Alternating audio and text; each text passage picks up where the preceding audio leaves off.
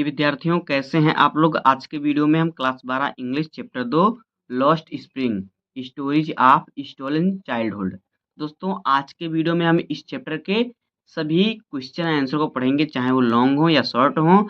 आपको एकदम सरल शब्दों में हिंदी और इंग्लिश दोनों में बताऊंगा। तो वीडियो में लास्ट में रहेगा। आप वीडियो तो वीडियो को लाइक कर दीजिए, चैनल पर सब्सक्राइब कर दीजिए, बेल आइकन को प्रेस कर दीजिए, क्योंकि बोर्ड एग्जाम के हर सब्जेक्ट का हर इंपॉर्टेंट टॉपिक का वीडियो आपको इस चैनल पर मिलता रहेगा। तो देखिए, पहले हम क्या पढ़ेंगे। पहले हम इसमें पढ़ेंगे शॉर्ट आंसर टाइप क्वेश्चनों को। तो देखिए, पहला जो हमारा है शॉर्ट आंसर, इसमें देखिए क्या कह रहा है। यहाँ पे देखिए पहला क्वेश्चन हमारा है, what explanation does the author offer for the children not wearing footwear.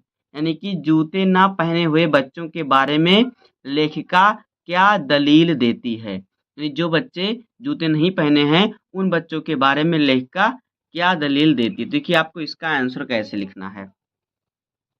देखिए, ये हमारा है question, short answer type question. हमने रेड कलर से क्वेश्चन लिखा हुआ है, जो भी हमने पढ़ा कि what explanation does the author offer for the children not wearing footwear. यानी कि जूते ना पहने हुए बच्चों के बारे में लेखिका क्या दलील देती है। देखिए, आपको इसका आंसर कैसे लिखना है, बहुत ही सरल तरीके से और बहुत ही सरल शब्दों में आपको मैं इसका आंसर बताऊंगा। देखिए, इसका आंसर हमारा बस इतना ही हो जाएगा। क्या है, देखिए इसका आंसर आपको लिखना है, द ऑथर से यानी लेखिका कहती है, that many poor children do not wear footwear. यानी कि गरीब बच्चों के पास जूते खरीदने के पैसे नहीं होते हैं। उनके पास जूते खरीदने के पैसे नहीं होते हैं। Because they are poor to buy shoes. यानी कि लेखिका कहती हैं कि गरीब बच्चों के पास जूते खरीदने के पैसे नहीं होते हैं। Some people also say that it is a tradition to remain barefoot. कुछ लोग यह भी कहते हैं कि नंगे पैर रहना उनकी परंपरा है। तो ये जो हमारा है इस क्वेश्चन का आंसर हो जाएगा, the author says that many poor children do not wear footwear because they are too poor to buy shoes. यानी कि लेखिका कहती हैं कि गरीब बच्चों के पास जूते खरीदने के पैसे नहीं होते। Some people also say that it is a tradition to remain barefoot. कुछ लोग यह भी कहते हैं कि नंगे पैर रहना उनकी क्या है, परंपरा है। ट्रेडिशन का अर्थ होता है परंपरा। तो ये हो जाएगा पहले क्वेश्चन का आंसर। उसके बाद देखिए हमारा दूसरा क्वेश्चन क्या है। ये देखिए हमारा दूसरा क्वेश्चन, हम बुक में भी देख लेते हैं। देखिए दूसरा क्वेश्चन हमारा क्या है। दूसरा क्वेश्चन जो हमारा है, देखिए यह है, what was the meaning of garbage for children. यानी कि बच्चों के लिए कचरे से क्या तात्पर्य है। What did they find in it. वह इसमें क्या पाते हैं। तो ये हमारा क्वेश्चन है। देखिए, इसका आंसर आपको कैसे लिखना है। What was meaning of garbage for children. यानी कि बच्चों के लिए कचरे का क्या तात्पर्य है, यानी क्या मतलब है। What did they find in it. वह इसमें क्या पाते हैं। तो देखिए, इसका आंसर आपको क्या लिखना है। इसका भी आंसर हम बहुत ही सरल शब्दों में लिखेंगे। तो देखिए, जिस प्रकार से मैं आपको बता रहा हूँ इसी प्रकार से आपको अपनी कॉपी में नोट भी बनाना है। तो इसका देखिए आंसर क्या हो जाएगा। Garbage was a source of livelihood for the children. यानी कि कचरा बच्चों के लिए जीविका का एक साधन है, उनके जीने का एक साधन है। They searched it for useful things like plastic, paper, coins, food and other items of daily use. वह इसमें प्लास्टिक, कागज, सिक्के, यानी कॉइन्स का अर्थ होता है सिक्का, सिक्के और फूड यानी भोजन, and other item of daily use, और उपयोगी वस्तुएं खोजते हैं। तो ये आपको इस क्वेश्चन का आंसर लिखना है। देखिए, बहुत ही सरल शब्दों में मैंने आपको क्वेश्चन का आंसर बताया, तो इसी प्रकार से आपको अपनी कॉपी में भी लिखना होगा। अब आइए देखते हैं तीसरा क्वेश्चन हमारा क्या है।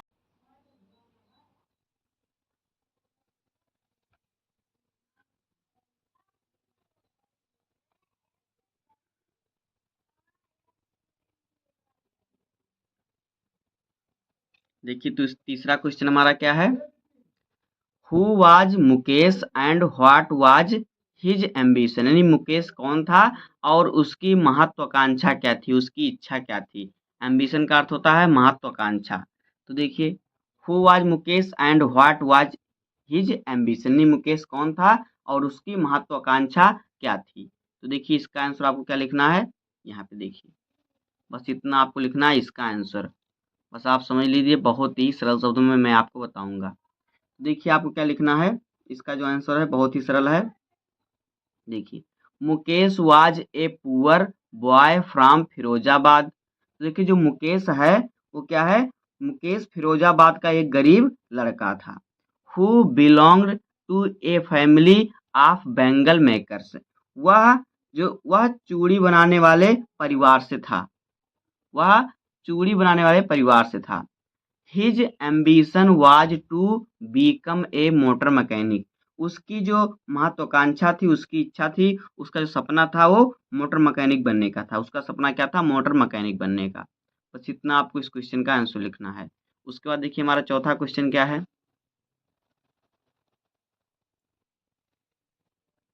चौथा क्वेश्चन देखिए हमारा क्या है, यहाँ पे देखिए, पहले बुक में पढ़ लेते हैं उसके बाद हम कॉपी में पढ़ते हैं। देखिए चौथा क्वेश्चन हमारा है, Why did the author compare Saheb and his friends to the morning birds?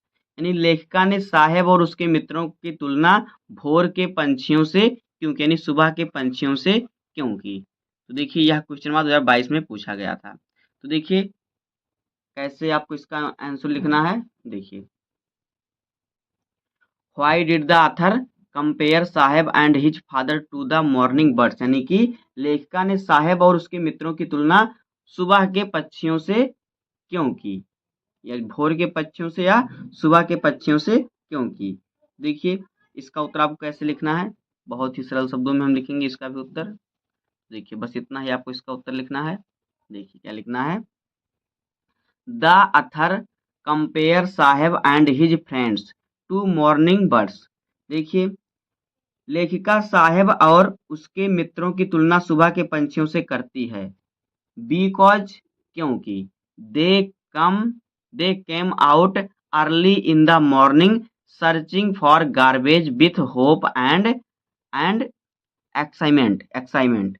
देखिए लेखिका ने साहेब और उसके मित्रों की तुलना सुबह के पंछियों से की क्योंकि वह सुबह उत्साह और आशा के साथ कचरा खोजने निकलते हैं।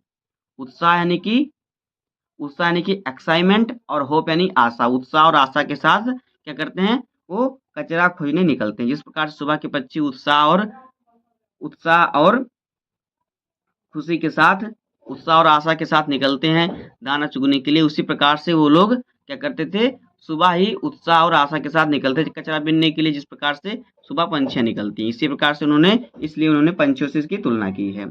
उसके बाद देखिए हमारा इसमें पांचवा क्वेश्चन क्या है। पांचवा क्वेश्चन देखिए हमारा क्या है, यहाँ पे देखिए, ये हमारा पांचवा क्वेश्चन है। बुक में देख लेते हैं, यहाँ पे देखिए पांचवा क्वेश्चन हमारा है, what did Saheb reply when the author asked him to go to school. जब लेखिका ने साहेब से स्कूल जाने के लिए कहा तो उसने क्या उत्तर दिया। ये हमारा क्वेश्चन है।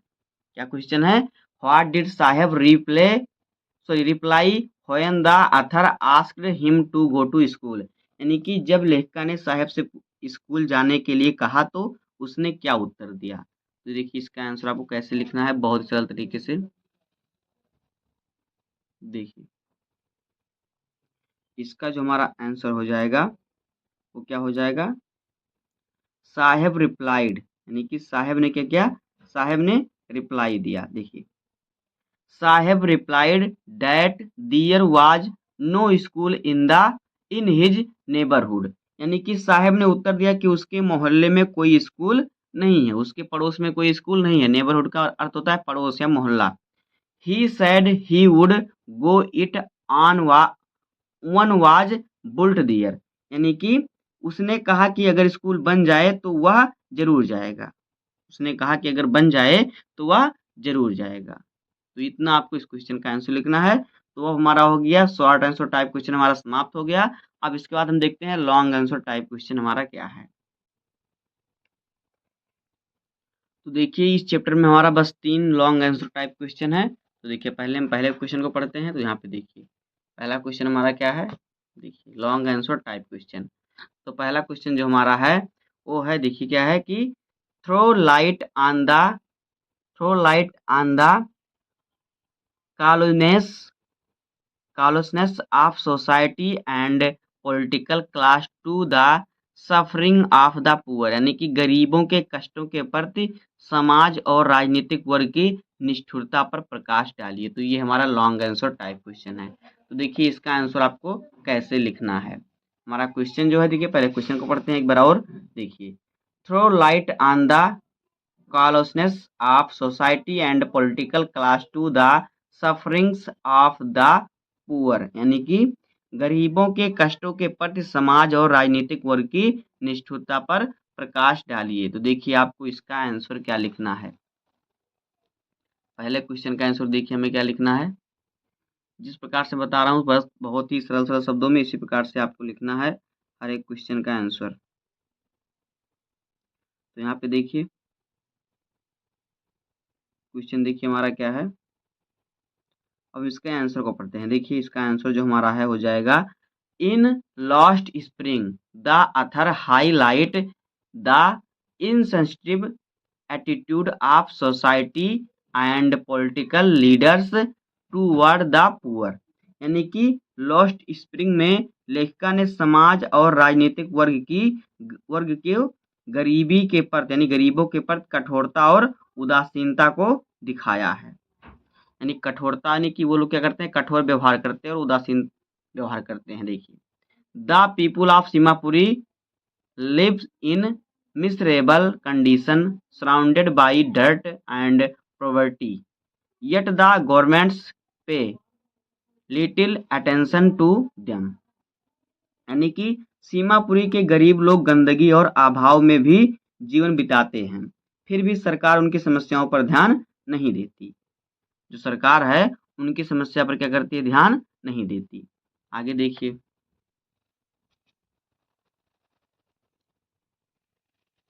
जो सरकार है उनकी समस्या पर ध्यान नहीं देती। उसके बाद देखिए हमारा क्या है, यहाँ से देखिए यहाँ पे देखिए हमारा क्या है, are forced children are forced to work instead of going to school, politician make promise but no real improvement comes in the lives of the poor, यानी कि कहने का मतलब है कि बच्चों से मजदूरी कराई जाती है, फोर्स करके जबरदस्ती बच्चों से मजदूरी कराई जाती है, लेकिन उनके लिए शिक्षा और अच्छे भविष्य की व्यवस्था नहीं की जाती। नेता केवल वादे करते हैं, जो नेता है केवल वादे करते हैं पर गरीबों की स्थिति नहीं बदलती। आगे देखिए क्या है,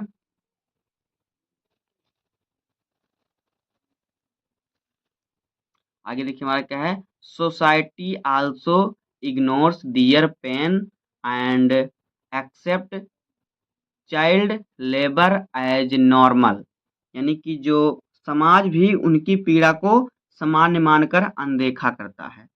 Thus, the poor remain trapped in poverty and exploitation. इस प्रकार गरीब लोग गरीबी और शोषण के चक्र में फंसे रहते हैं। तो ये हो जाएगा पहले क्वेश्चन का आंसर। उसके बाद देखिए हमारा दूसरा क्वेश्चन क्या है। तो यहाँ पे देखिए हमारा जो दूसरा क्वेश्चन है लॉन्ग आंसर टाइप क्वेश्चन में वो क्या है। देखिए दूसरा क्वेश्चन हमारा है, write an account of Bangladeshi squatter in Seemapuri as described by the author of lost spring, यानी कि लॉस्ट स्प्रिंग के लेखिका के अनुसार सीमापुरी में बस गए बांग्लादेशी लोगों का वर्णन कीजिए। देखिए आपको इसका आंसर कैसे लिखना है। क्वेश्चन हमारा किस प्रकार से आपको लिखना है, देखिए write as an account of Bangladeshi squatter in Seemapuri as described by the author of lost spring, यानी कि लॉस्ट स्प्रिंग की लेखिका के अनुसार सीमापुरी में बस गए बांग्लादेशी लोगों का वर्णन कीजिए। देखिए आपको इसका आंसर कैसे लिखना है।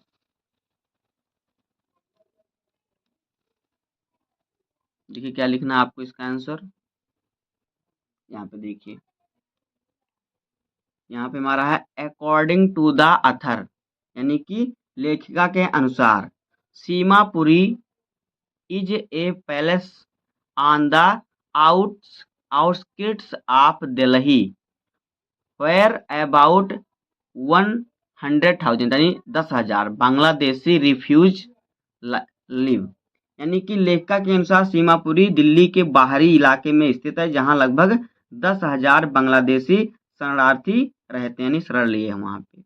दे come to India after the 1971 war, जो 1971 के युद्ध के बाद भारत आए थे।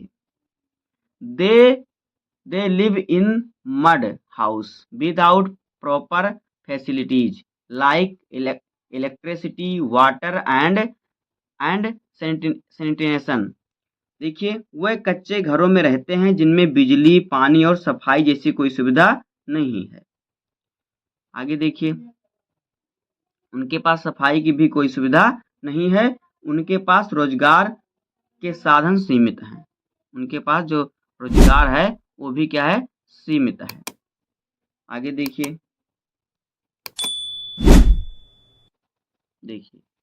दे have very limited means of livelihood and survival mainly by rag picking. उनके पास जो है रोजगार सीमित है और वह कूड़ा बीनकर अपना जीवन यापन करते हैं। For children garbage is like golds because it provides them same money. जो बच्चों के लिए क्या है, कूड़ा सोने के समान है क्योंकि उससे उन्हें कुछ पैसे मिल जाते हैं, उससे उन्हें क्या होता है, थोड़ा पैसा मिल जाता है। आगे देखिए क्या है, डिस्पाइट पॉवर्टी एंड हार्डशिप गरीब और कठिनाइयों के बावजूद they continue to live with hope and struggle for survival. गरीबी और कठिनाइयों के बावजूद वे जीवित रहने की आशा नहीं छोड़ते। बस इतना ही इस क्वेश्चन का आंसर हो जाएगा। अब इसके बाद देखिए हमारा अगला क्वेश्चन क्या है। देखिए तीसरा क्वेश्चन हमारा क्या है, जो कि लॉन्ग आंसर टाइप क्वेश्चन है। यहाँ पे देखिए तीसरा क्वेश्चन अभी लास्ट क्वेश्चन है। तो देखिए क्वेश्चन हमारा क्या है, पहले हम पढ़ लेते हैं। Which two distinct words does the author notice in the bangle making industry. लेखिका चूड़ी बनाने वाले उद्योग में किन दो भिन्न संसारों को देखती है। तो ये हमारा क्वेश्चन है। अब आइए इसके आंसर को हम लिखते हैं, सरल शब्दों में समझते हैं। तो देखिए इसका आंसर आपको क्या लिखना है। देखिए हमारा क्वेश्चन क्या है, which two distinct words does the author notice in the bangle making industry. यानी कि लेखिका चूड़ी बनाने वाले उद्योग में किन दो भिन्न संसारों को देखती है। तो देखिए इसका उत्तर आपको कैसे लिखना है। देखिए आपको इसका आंसर कैसे लिखना है। यहाँ पे देखिए जिस प्रकार से मैं लिख रहा हूँ उसी प्रकार से आपको अपनी कॉपी में नोट बनाना है, तभी जाके आपको अच्छे तरीके से याद होगा। तो देखिए the author notice two distinct words in the bangle making industry, यानी कि लेखिका चूड़ी उद्योग में दो अलग अलग संसार देखती है। पहला संसार देखिए क्या है, one words belongs the poor workers including children and women who work in miserable condition for low wage. देखिए पहले संसार गरीब मजदूरों का है जहां बच्चे और महिलाएं कठिन परिस्थितियों में कम मजदूरी पर काम करते हैं, यानी कम वेतन पर क्या करते हैं, वो काम करते हैं। वह गरीब, बीमारी और शोषण से क्या है, पीड़ित हैं। आगे देखिए यहाँ पे देखिए, they suffer from poverty illness and exploitation, यानी कि वो क्या है, वो जो है वह गरीबी, बीमारी और शोषण से पीड़ित हैं। उसके बाद देखिए the other words belong to rich traders. जो दूसरा संसार देखा उन्होंने, देखिए थोड़ा आगे कर लेते हैं। यहाँ पे देखिए the other words belongs to rich traders, middleman and factory owners who earn huge profits from the labor of these workers and live this the comfortably. तो देखिए, दूसरा संसार अमीर व्यापारियों, साहूकार और मालिकों का है, जो मजदूरों के श्रम से क्या ज्यादा लाभ कमाते हैं, प्रॉफिट कमाते हैं और आरामदायक जीवन जीते हैं। There is a wide gap between these two words. इन दोनों संसारों के बीच बहुत बड़ा अंतर है। तो इस प्रकार से आपको इस क्वेश्चन का आंसर लिखना है। तो बस दोस्तों, आज के इस वीडियो में इतना ही। उम्मीद करता हूँ आपको वीडियो पसंद आया होगा। अगर आपको वीडियो पसंद आए तो वीडियो को लाइक कर दीजिए, चैनल पर नए सब्सक्राइब कर दीजिए, बेल आइकन को प्रेस कर दीजिए और एक प्यारा सा कमेंट कर दीजिए। इसी प्रकार से आपको अपनी कॉपी में नोट भी बनाना है, तब जाके आपको अच्छी तरीके से याद होगा, जिससे आपको पूरे नंबर मिलेंगे। तो इसी प्रकार से हम हर एक चैप्टर का इसी प्रकार से पोस्टमार्टम करने वाले हैं। तो अगर आप वीडियो बनाए तो वीडियो को लाइक कर दीजिए, चैनल पर नए सब्सक्राइब कर दीजिए, बेल आइकन को प्रेस कर दीजिए, क्योंकि बोर्ड एग्जाम के हर इंपॉर्टेंट टॉपिक का वीडियो आपको इस चैनल पर डेली मिलता रहेगा। तो मिलते हैं किसी नेक्स्ट वीडियो में, तब तक के लिए धन्यवाद। जय हिंद।